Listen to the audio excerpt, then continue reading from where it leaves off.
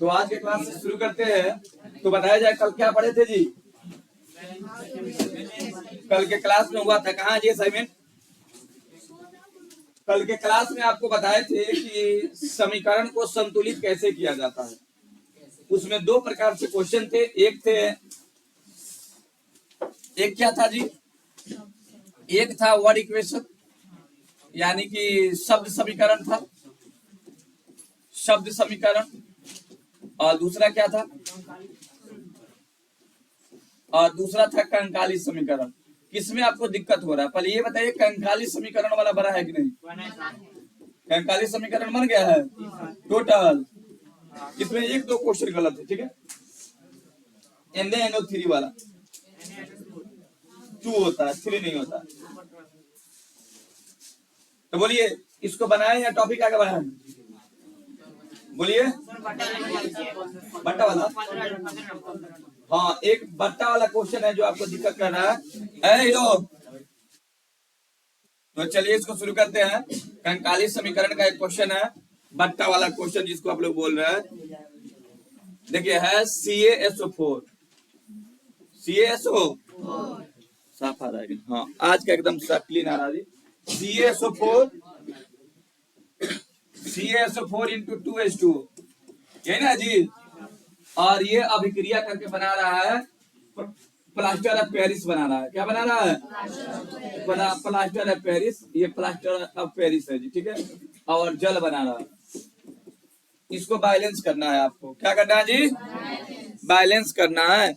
यानी कि इसको कहते हैं जिप्सम। क्या कहते हैं जी? फार्मूला एकदम याद रखिएगा, कई बार आपके क्लास 10th में देखने को मिलते हैं जी, फाइनल एग्जाम में। इंपॉर्टेंट है जिप्सम का फार्मूला, लिखिएगा मत। आपको जो चार्ट दिया है उसमें सब है, ठीक है ना। तो जिप्सम का फार्मूला क्या होता है जी?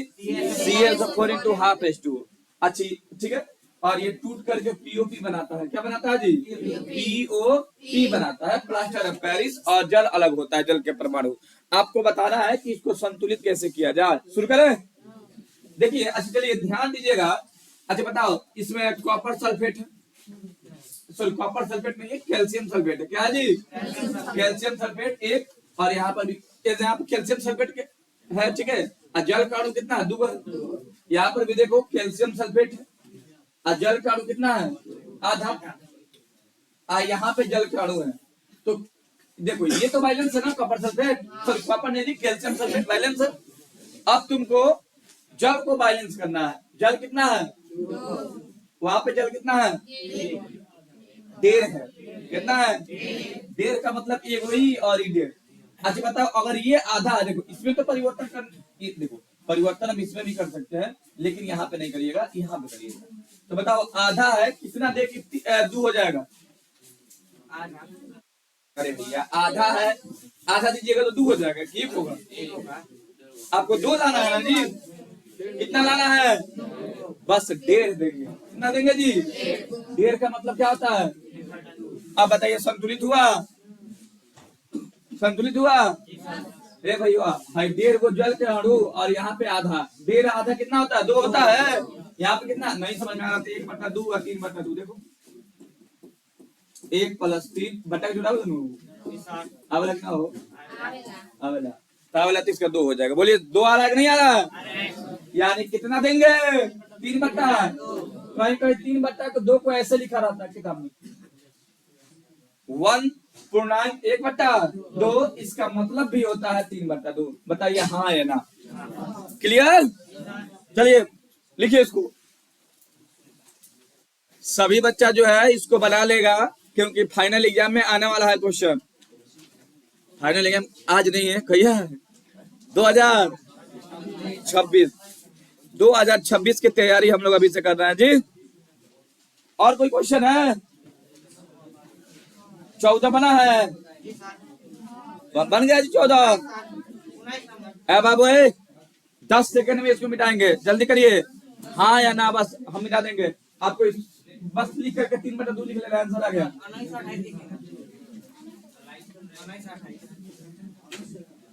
28 गलती है बाबू। 28 जो क्वेश्चन है ना, तो क्वेश्चन नंबर बता देते क्या है?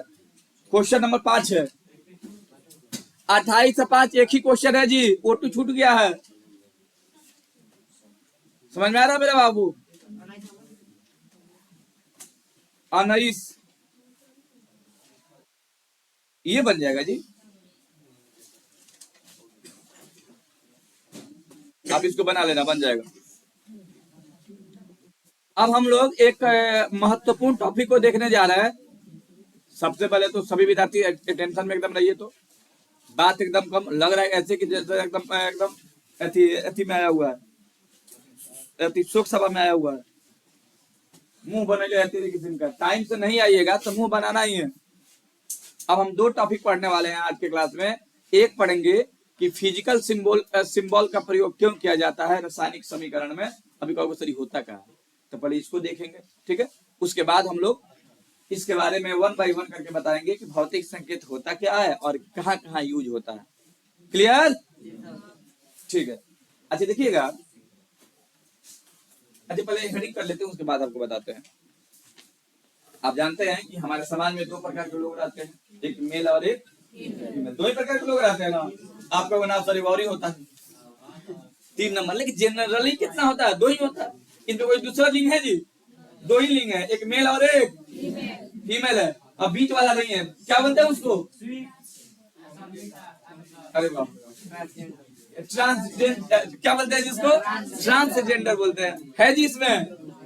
तो देखिए वो बहुत कम होते हैं, इसीलिए हम प्रायः का यूज किया। हो गया जी, इसीलिए हम प्रायः का यूज किया है। यहाँ पे देखेंगे रासायनिक समीकरण में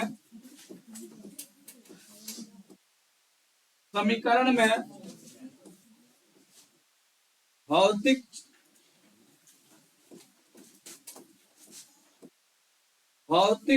अवस्थाओं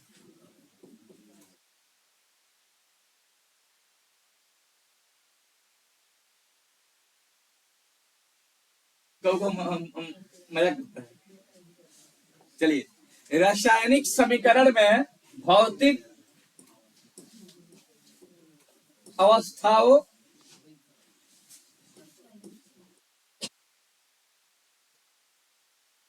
अवस्थाओं का महत्व, इंपॉर्टेंस देखने वाले हैं कि भौतिक संकेत का इंपॉर्टेंस क्या होता है रासायनिक समीकरण में। ऊपर कर जा रहा जी, तो सबका उपाय है। चलिए जी, आपका हेडिंग है कि रासायनिक समीकरण में भौतिक अवस्थाओं के संकेतों का महत्व। संकेत तो लिखा नहीं गया जी, थोड़ा सा एक बार इसको मिटाते हैं जी।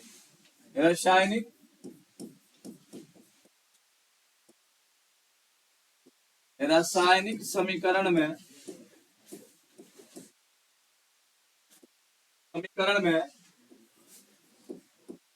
भौतिक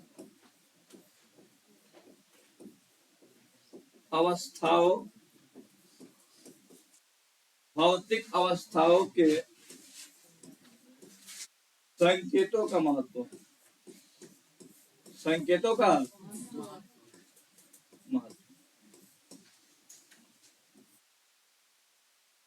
किसका महत्व है जी? भौतिक अवस्थाओं के संकेतों का महत्व आपको जानना है, ठीक है। सभी बच्चा बोर्ड पे देखेगा जी, हीरो बोर्ड पे देखा जाए। देखिए, रासायनिक समीकरण में भौतिक संकेतों का प्रयोग क्यों किया जाता है, इसको समझना है। तो देखिए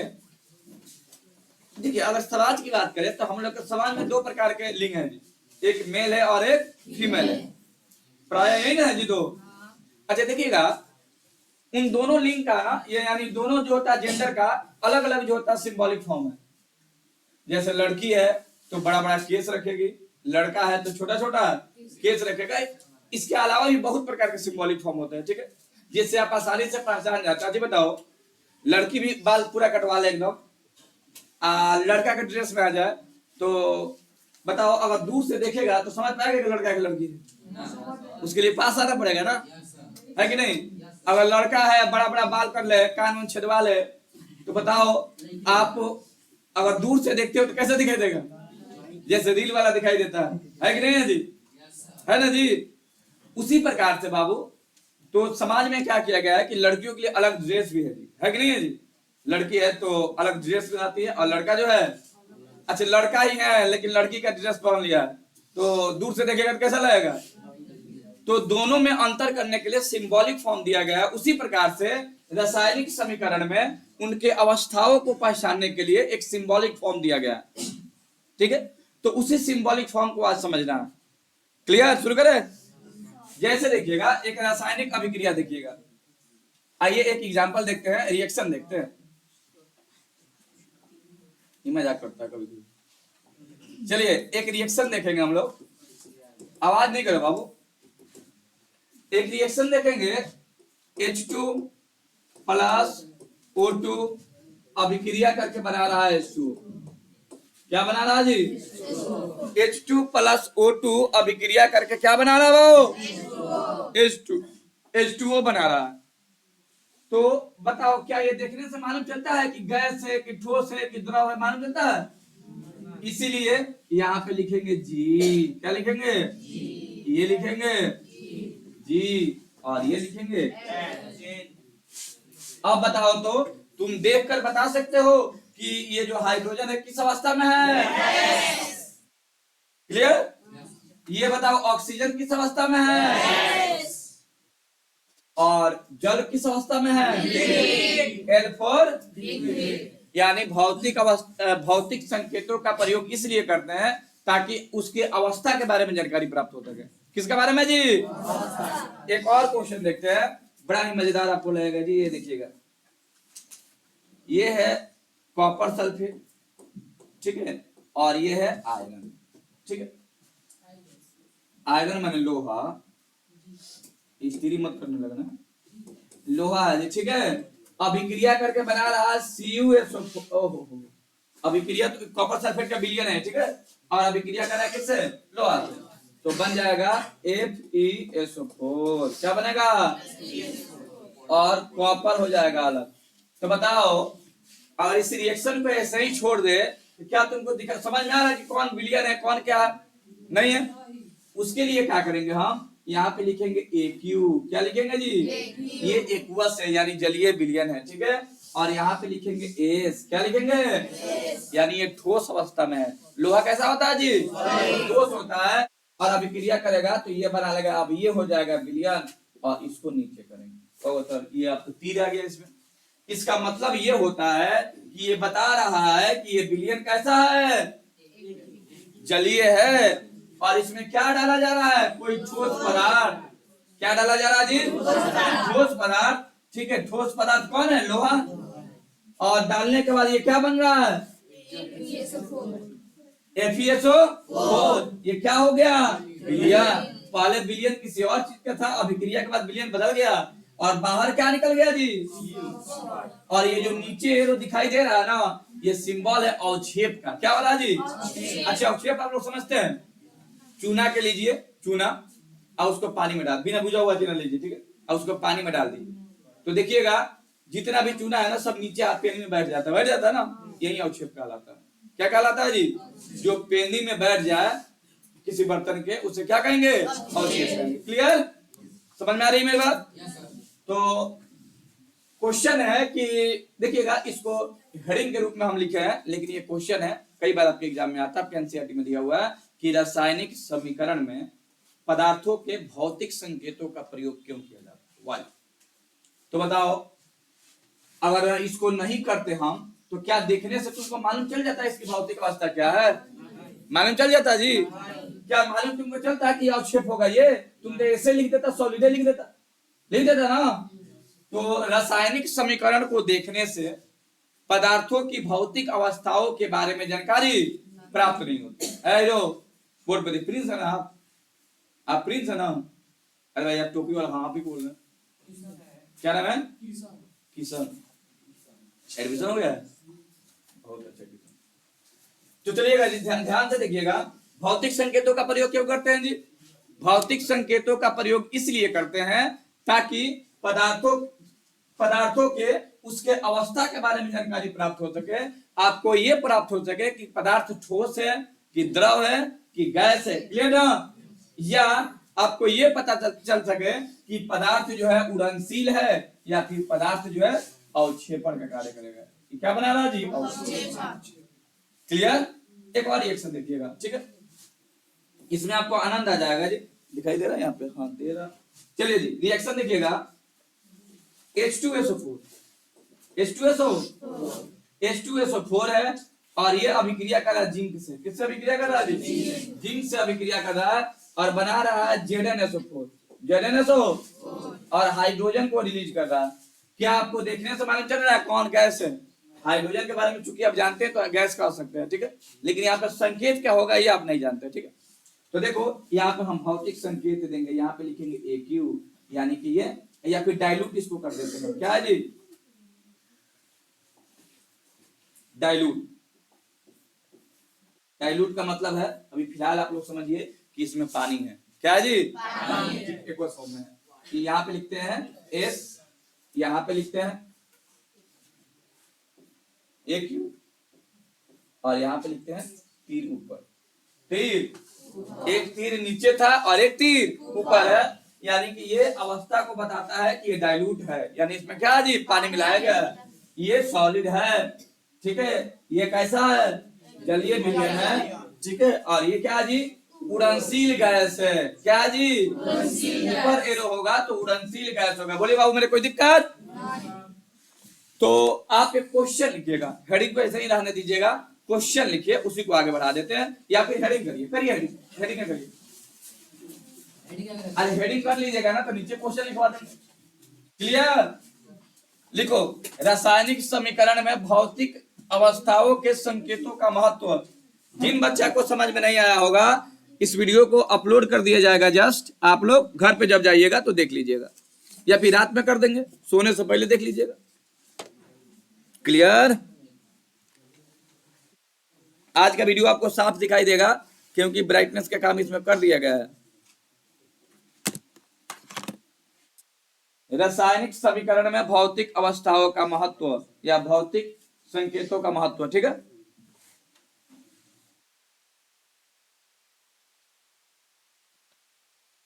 क्लास अब डेली आया जाए, दिन बन रहा है, और अपने सका सखी से भी बोला जाए कि एक बार कम से कम आ करके सिवान एकेडमी का जो होता मुआयना करे, क्लास एक बार समझे कि पढ़ाई एक्चुअली होता कैसा है।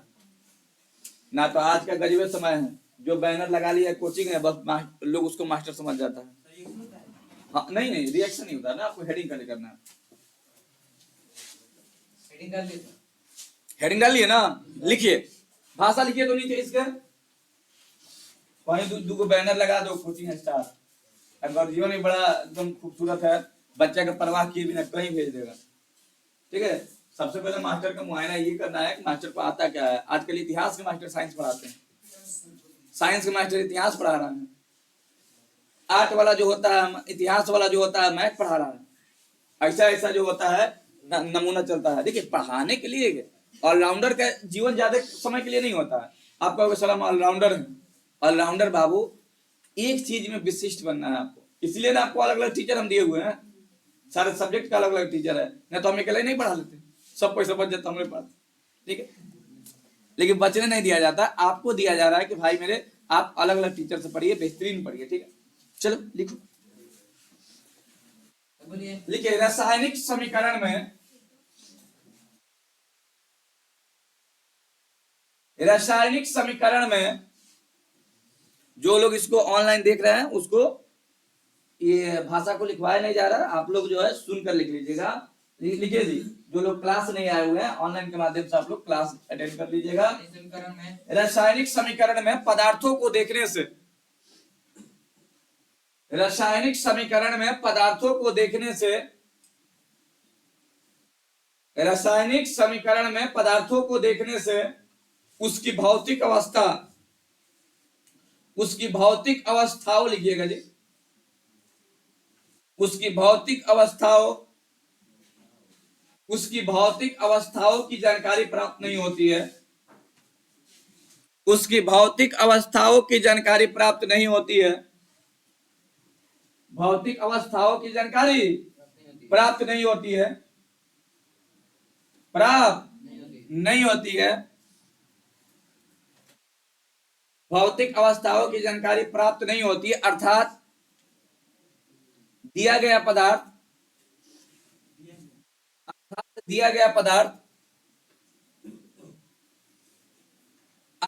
दिया गया पदार्थ ठोस है, ठोस है,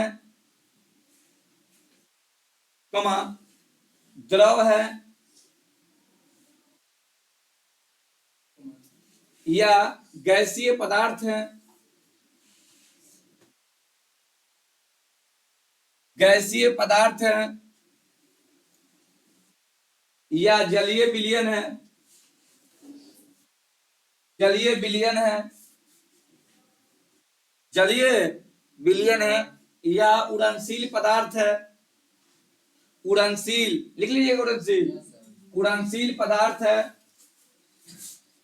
उड़नशील पदार्थ है या अवक्षेपण है, अवक्षेपित पदार्थ है, ऐसे लिखिएगा, या अवक्षेपित पदार्थ है, या अवक्षेपित पदार्थ है।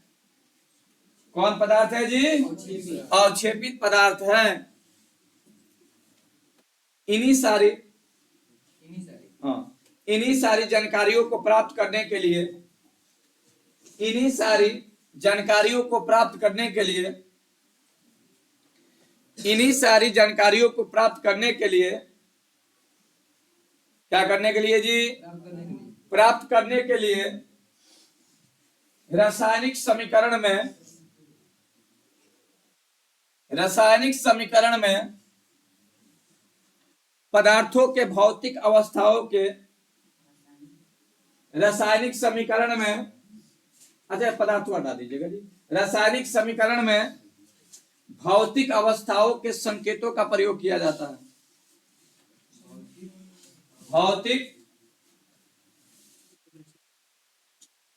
रासायनिक समीकरण में, जो हेडिंग है उसको लिख लेना है, रासायनिक समीकरण में भौतिक अवस्थाओं के,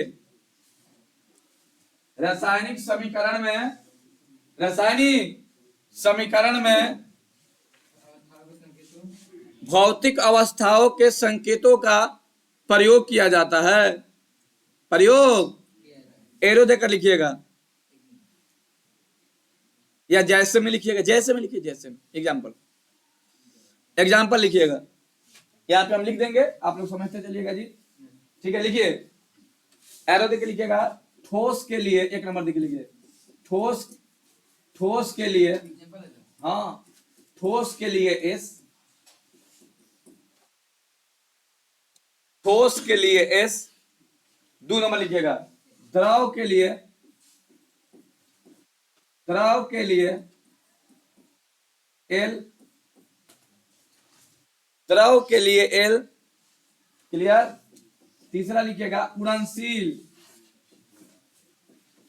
उड़नशील पदार्थ के लिए, उड़नशील पदार्थों के लिए, आवाज नहीं करिएगा, उड़नशील पदार्थों के लिए, उड़नशील पदार्थों के लिए एरो बना दीजिए, बस क्या बना दीजिए? एरो, ब्रैकेट में, हाँ, उड़नशील पदार्थों के लिए एरो बनाइए। अगर अवक्षेपित पदार्थों के लिए, अवक्षेपित लिखा जाएगा, अवक्षेपित, अवक्षेपित पदार्थों के लिए नीचे, नीचे एरो कर दीजिए। अवक्षेपित पदार्थों के लिए एरो का साइन नीचे हो जाएगा, क्लियर। और लिखिएगा, जलीय विलयन, हाँ, जलीय विलयन, जलीय, जलीय विलयन के लिए AQ, जलीय विलयन के लिए AQ, क्लियर। जलीय विलयन के लिए AQ ब्रैकेट में छोटा है, छोटा क्यू, हाँ, जलीय विलयन के लिए AQ। अगला लिखिएगा, तनुकरण के लिए, हाँ, तनुकृत के लिए लिखिएगा, तनुकृत के लिए, हाँ, डाइल्यूट, DIL, DIL, दिल मत पढ़ लेना, डाइल्यूट से DIL लिखा गया, ठीक है। मैंने ये सांद्र को भी अधिक करता है। चलिए, बस होता बहुत है, बस उसके बाद आप लोग ये लिख लीजिए, कोई दिक्कत समझ में आया जी। अब इसको लिखने के बाद सुनिए, तो इसको लिखने के बाद नीचे क्वेश्चन आएगा कि रासायनिक समीकरण में भौतिक संकेतों का प्रयोग क्यों किया जाता है, लिखा जाएगा भौतिक संकेतों का प्रयोग इसलिए करते हैं ताकि उसके देखने से भौतिक पदार्थों के भौतिक अवस्था की जानकारी प्राप्त नहीं होती कि ठोस है कि गैस है कि जलीय कि जड़ है। सुनो, इन्हीं जानकारी को प्राप्त करने के लिए सब दिया जाता है, इसको लिखा जाती है। ठीक है, तो इस वीडियो में इतना ही, मिलते हैं नेक्स्ट वीडियो में। इसके बाद हम लोग देखेंगे कि लिमिटेशन ऑफ केमिकल रिएक्शन यानी रासायनिक समीकरण का क्या सीमा है, उसको समझेंगे। इस वीडियो में इतना ही।